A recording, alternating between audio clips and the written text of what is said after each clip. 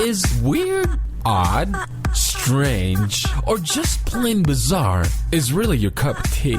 Then the Golden State Media Concepts Weird News Podcast will give you that fix. Can't believe it? Well, listen for yourself as we deliver the strangest news you definitely won't find on CNN or Fox. It's the Golden State Media Concepts Weird News Podcast.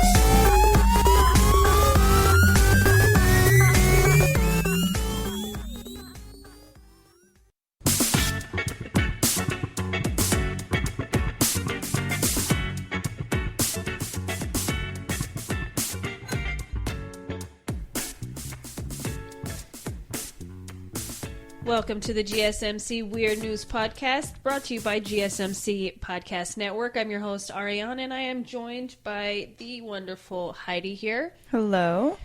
Our first topic, we are going to talk about a situation that happened in a funeral home. Now, this is super sad and kind of weird, so hence the weird news, but I'm going to talk about it anyway, even though it's kind of sad. So, there's this funeral home in West Detroit called Perry Funeral Home, and authorities found 63 dead fetuses inside the funeral home.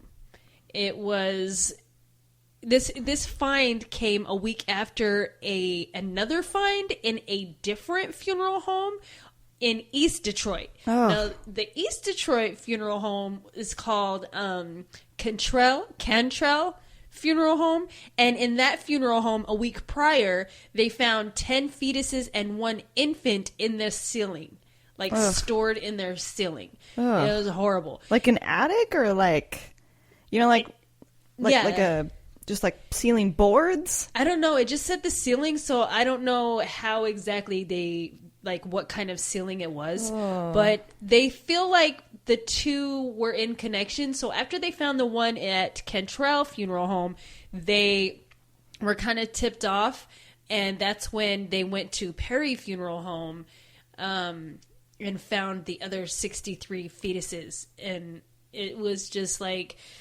one of the officers was like, I've been doing this for 41 years and I have never seen something like this. It's like stored remains of young children. Yeah. The ones that were found at Perry Funeral Home were found in boxes in the freezer. Yeah, like they were. I mean, I guess that's better than the ceiling, but yeah. Well, yeah, and it's so crazy. So there's a lawsuit against Perry Funeral Home right now.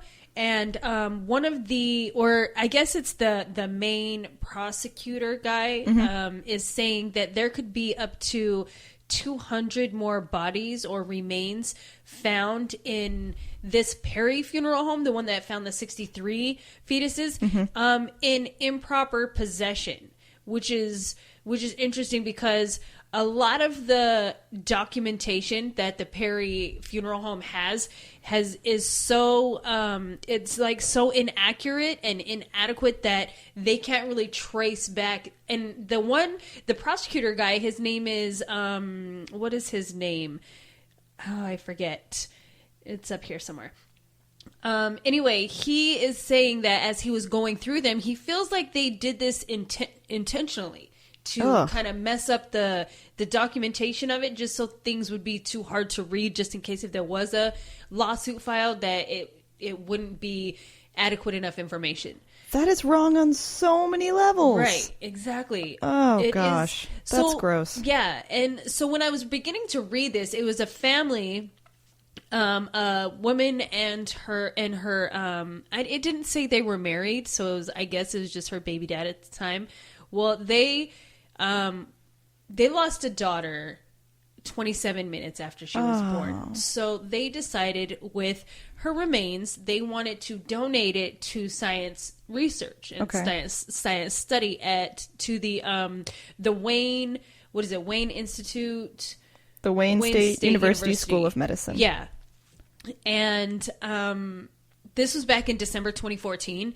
Well, so they never got any information on what happened or what they found or anything like that with her remains, because I guess they have that right if you donate your somebody you loves a loved one's body into research, they get to tell you, you know, this is what we did with it, whatever. Okay. They haven't heard anything about it, and so they kind of inquired about it, like, where, you know, where's our daughter's remains? What happened? Like, where was it helpful? Anything? And they were like, oh, we don't know. Mm-hmm. And so that's kind of how the lawsuit came about, because once they started kind of digging around, they found all of these, like 63 fetuses and everything.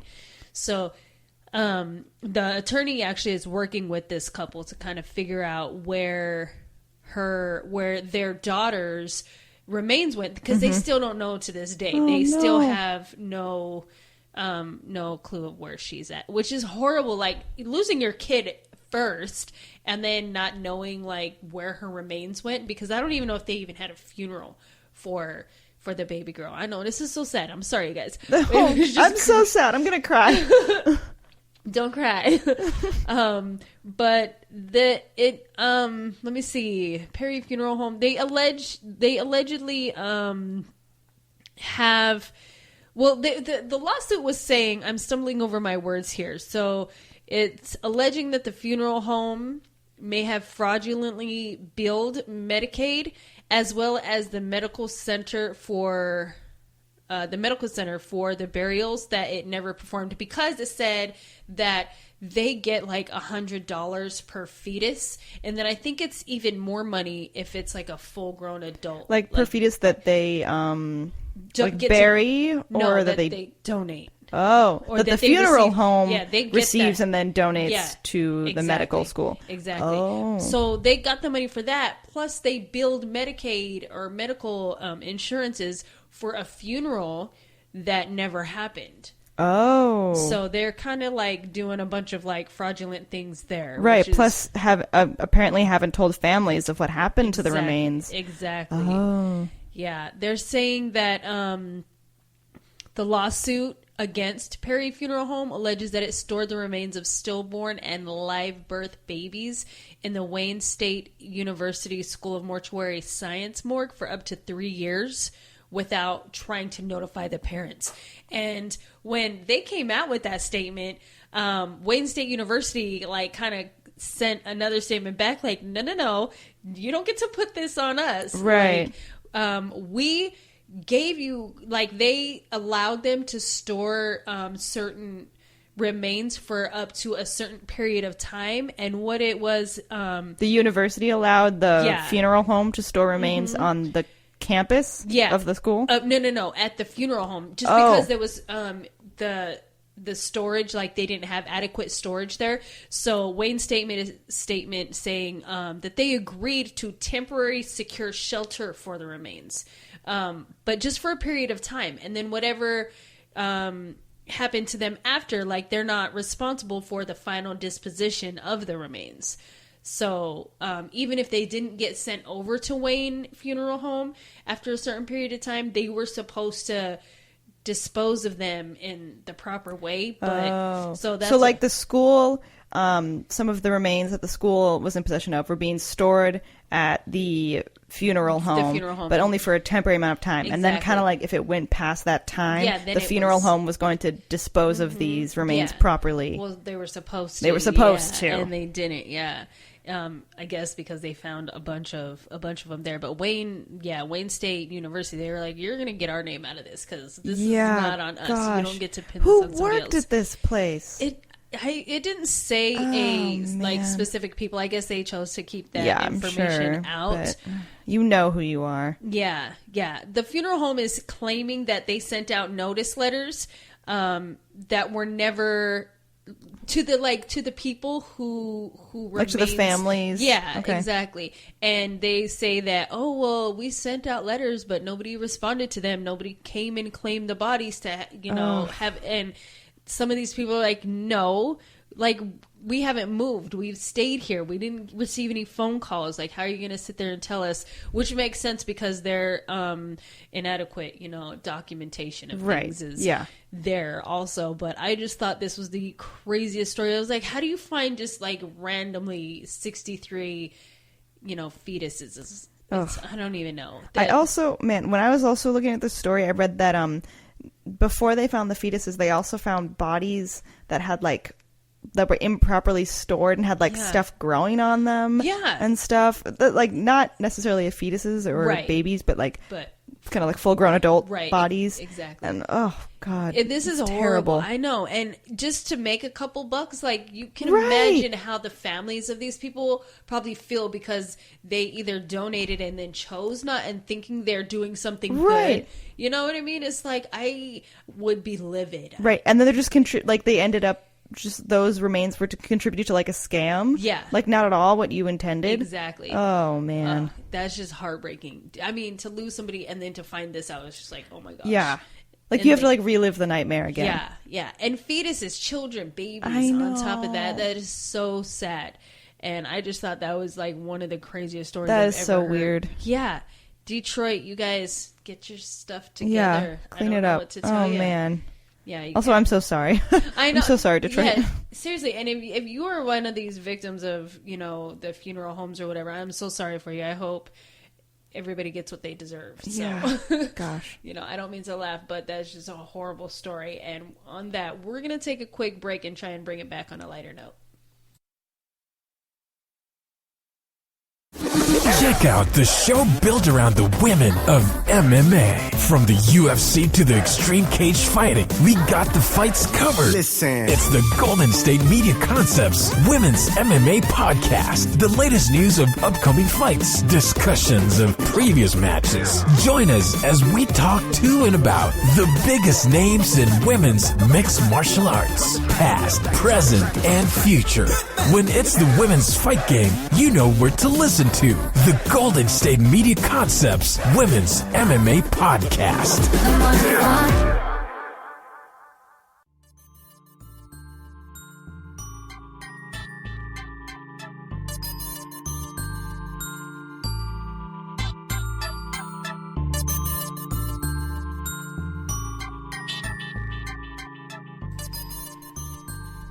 Welcome back to the GSMC Weird News Podcast. We are going to move on with our next topic, and this is about a woman from Uganda who's been dubbed the most fertile woman in Africa. Her name is Miriam Nabatanzi. Yeah, I think so. I hope I said that right. Sorry if I didn't, and if you're listening, she's probably not, because she's in Africa. She could be, actually. You never know. Yeah, exactly. This one is 40 years old. She, like I said, she's from Uganda. She's been dubbed the most fertile woman because she has given birth to 44 children. Let me repeat that. She gave birth to 44 children. Oh, man. I have 2. And I can't even imagine to keep going after that. Oh, my gosh. Yeah. 30 of which are still alive, or 38 of which are still alive today. She is also known as, I'm going to try and say this, so sorry if I butcher it, Nalongo Muzala Bana, which means twin mother that produces quadruplets in their language. Quadruplets. Yeah. Yeah. So she's 40 years old, and she spent 18 years of her life pregnant, which, why? I mean, I'm almost crying from this story. Me too. Like, I thought the last one was going to make me cry. This one might. This is what might push me over the edge. Yeah, this is just kind of, I feel your pain to go through all that. Like, 18 years being pregnant. Now, I don't know if any of you have been pregnant out there, but I'm sure many people have. Right? See, there's plenty of us in this world. But if you haven't, some say it's the best time of their life. Personally, I don't like it. I do not like being pregnant. It's not fun. 18 years. Yes.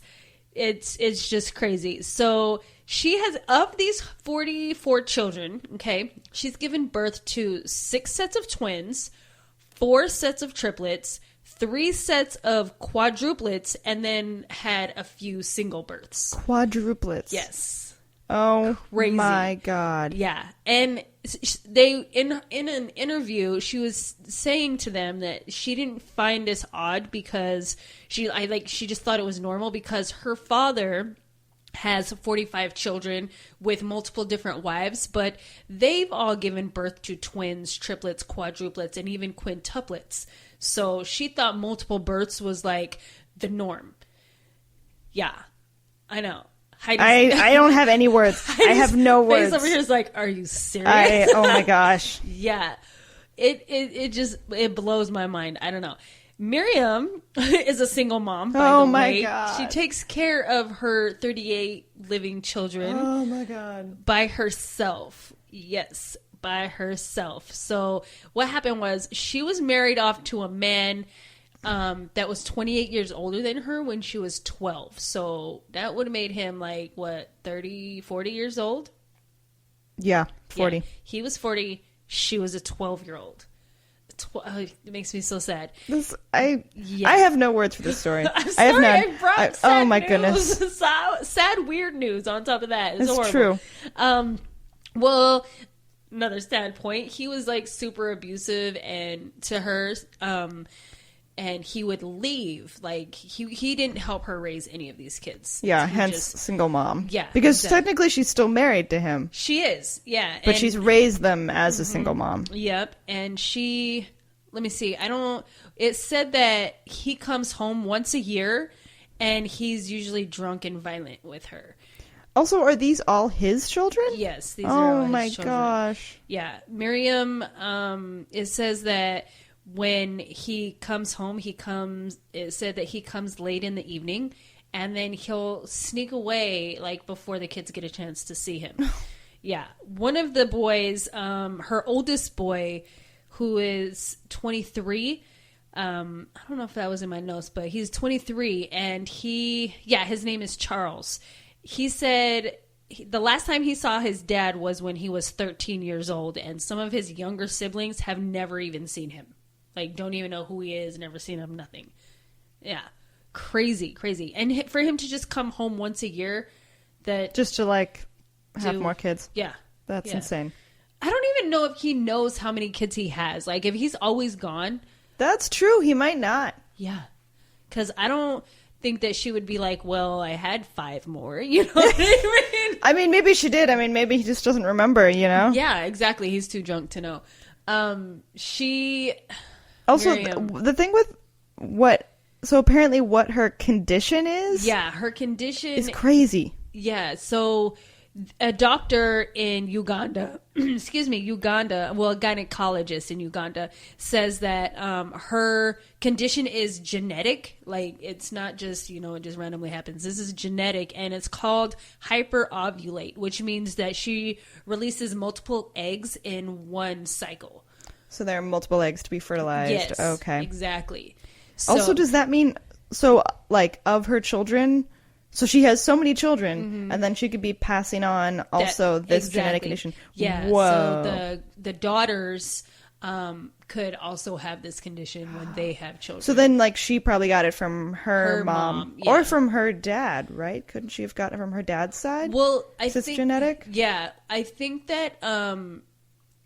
the area of Uganda she lives in, they practice polygamy, so where they have multiple wives. So I feel like some of them are all related anyway, So if one of her moms or whatever, her biological mom, had it, and then that one's biological mom, I feel because with the small village it's in, and they practice polygamy, there's some mixing there. So yeah, that's kind of weird. Anyway, in 1994, for you younger kids, the 1900s, 1994 was the first time she gave birth, and her first pregnancy was a set of twins. This was when she was 13 years old. Can you imagine being 13 and giving birth to a set of twins? Oh my god.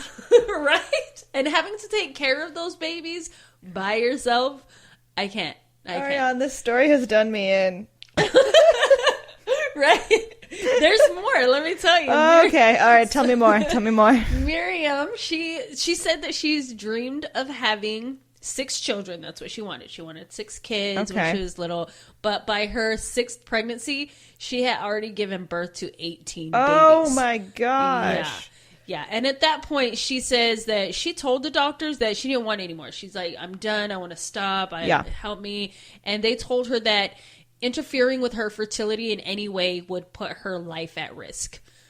Was that like, it'll actually put her life at risk? Like, to do with her condition or something? Yeah, no, I don't think so. I think they just told her that because I'm like, you can easily give her birth control. I mean, it might not have stopped it fully because if she was on birth control because of like it was multiple eggs, but I feel like it would have stopped the multiple pregnancies to a point. You know what I mean? Well, I feel like something.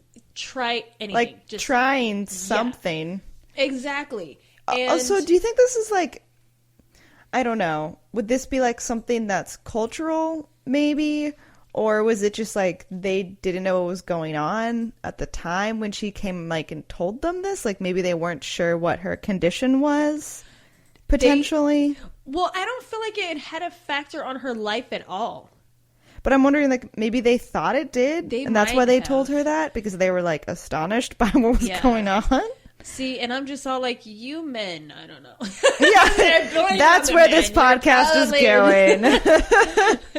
Well, I feel, okay, so, yeah, she did try the IUD eventually. By the time she had so many, she ended up trying an IUD, and it said it just made her, she said it just made her vomit a lot and made her just super sick to the point where she was actually in a coma for over a month, for about a month. Wow. Or more, yeah. So maybe they were right. Maybe it would threaten her health. Yeah, that it might have. That's crazy, though. A coma. This poor woman. Oh my god. Yeah, Miriam. We feel for you. I don't ever want to have 44 children. Oh god, no. Yeah. So crazy fact there is when she was 23, she had already had 25 children, like more than her age. 23, and you have 25 children. That's insane. Yeah. That's insane. I don't know. But she has been a good mother. She said that she has always been able to feed her children. Mm-hmm. They haven't gone a day without a meal. So that's good. And she seems like she's trying really hard to like work. She does. To like support her family. Yeah. It said that she administers herbs, which she's been doing since she was a young girl. Like apparently it was a trait or like a skill passed on to her from one of her moms. And then she styles brides for weddings. She decorates for various events. She says she'll do any work that she can get her hands on. Just because she knows that she has a lot of mouths to feed and her kids are important to her. So she's like, I refuse to let them go a day without having a meal. And she just considers herself extremely blessed to have all of these kids. Man. Yeah. Hats off to you, Miriam. Seriously, though. Seriously. Most people would be like, oh, yeah, I have 44 kids, but they're like foster kids or something like that. Right. And she's just like handling it by doing all this. Yes. So an amazing woman. She is. So she gave birth to her last baby December 2016. So that's just like a time frame there from when she first had her first 1994 to 2016. It's just crazy. That's insane. I know. We're going to take another break. Because I need it. Yeah. And oh my gosh, I did give you like crazy, sad stories. It's okay. It's weird news. We'll come back with more weird news. This is your ultimate stop for everything sports. The Golden State Media Concepts Sports Podcast. Should I say more? From the NFL, MLB, the NBA to MMA, it's all in here. The Golden State Media Concepts Sports Podcast. Listen now.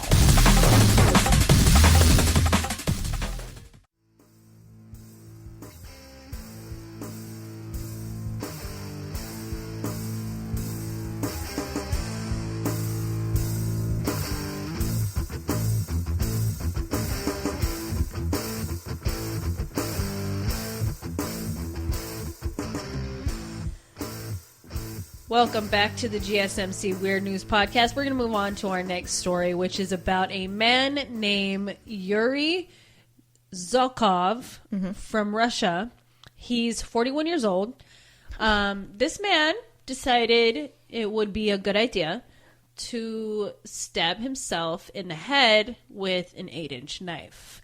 He just had to be on drugs or something. There's no way. He was on something. Like, there's a YouTube video of this when the police found him. The police found him kneeling in a field with the knife like sticking directly up out of his skull. Was he in the field when he stabbed himself, or did he like walk to the field afterwards? I don't know. I didn't say. They just said that they found him in the field. Now, listen to why he said he did this, okay? So when he was asked by the police, like, who did this to you? And he was like, I did it. It was me. And they were like, well, why did you do that? And he says, well, my nose was not breathing, so I pierced my head for my head to breathe.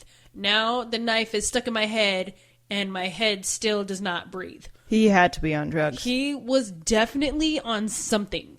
And like his reaction, it was so crazy. It's like, can you imagine the pain? Also, so he's talking. Like, he's like, he's alive. He's alive. He was just sitting there like, oh my God. Yeah.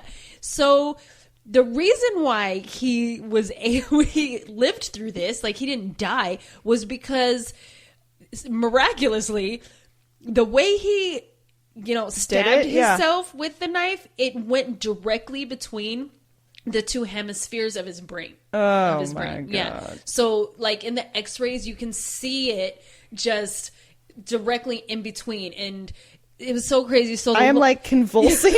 Yeah, she really is. Oh my God. She's like, there's a bathroom down the hall. Yeah, I'm just gonna. Oh man. Yeah. Well, it's crazy because the police, he was like trying to grab it and wanted to pull it out. You can see that he wanted to take it out, and they were like, no, don't touch it. And even doctors, like after they brought him to the hospital, the local doctors at that hospital were like, we're not touching this. No. Because if we pull this out, this man is dead. So they had to call like a special a neurosurgeon from like a larger hospital, like a specialist, to come down and do the surgery, because they just were like, we're not touching this. Like, this dude is crazy. That is insane. Yeah. He ended up living. Like, he lived after the surgery and everything like that. Is he somewhat normal after this? I don't know. I don't feel like he was normal before this to happen. That's true. We don't know. But also it's crazy because like people do have these type of brain injuries and they don't necessarily like, some people don't die from them. Yeah.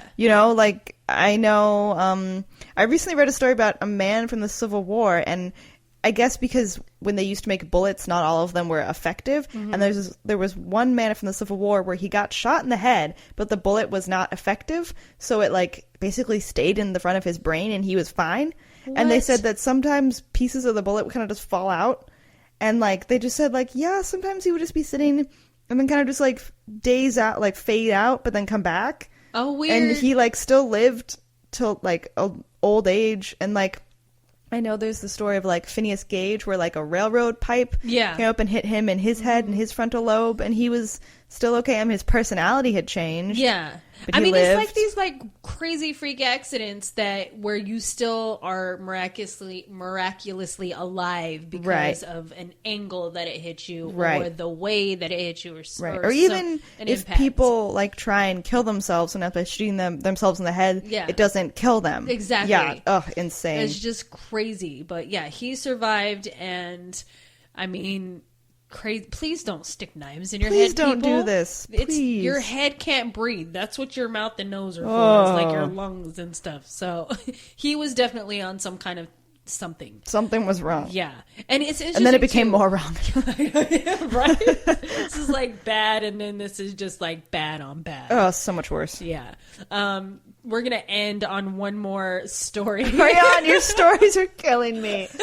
These are so weird and just... They are. Oh, Heidi is so unhappy. I'll have lighter stories next time, I swear. I'll make sure I don't have anything that has to do with like killing or death. Something like that. Well, there was this guy named Ryan Langdale from South Carolina. He's a 19-year-old. And he was hanging out with his cousin, who was 17. They chose not to provide his name, but he was 17 at the time. Anyway, Ryan decided to leave the room, and he was eating some salt and vinegar potato chips, and he told his cousin, "Don't eat my chips, or I'll shoot you." And he came back, and that's when the whole ordeal happened.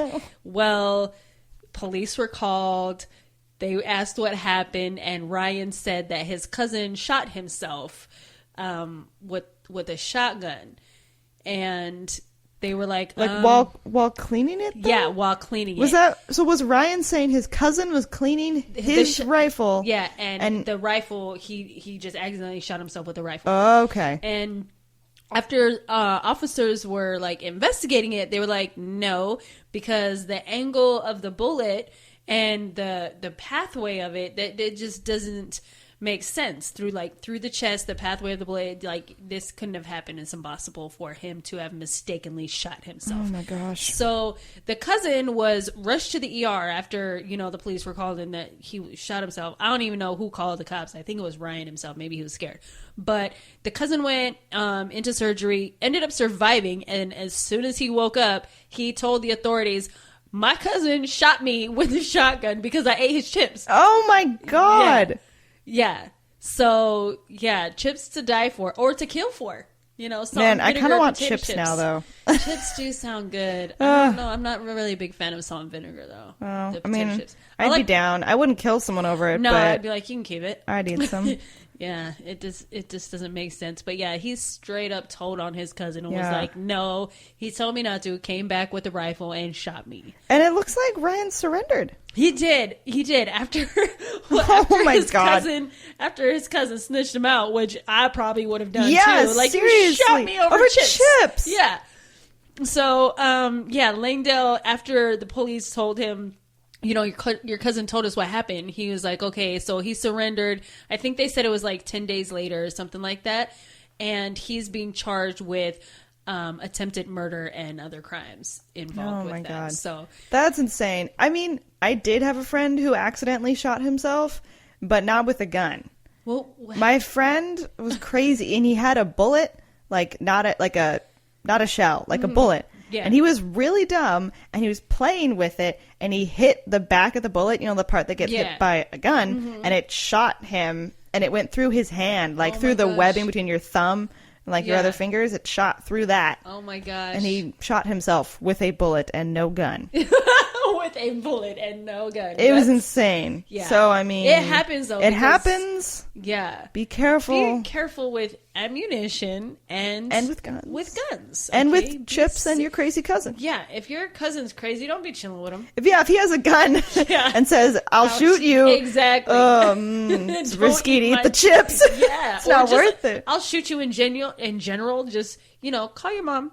Yeah. Say, Mom, come pick me up. Yeah. Cousin's crazy. I don't want to sleep over at Auntie's anymore. And then can we get chips on the way home? Exactly. Your mom won't shoot you. Oh, my gosh. On that, we're going to, leave you with those, those thoughts. Bizarre, sad stories. I'm sorry. I'll come back next time with lighter stories. But thank you so much for listening. And please join us again for our Weird News with the GSMC Podcast Network.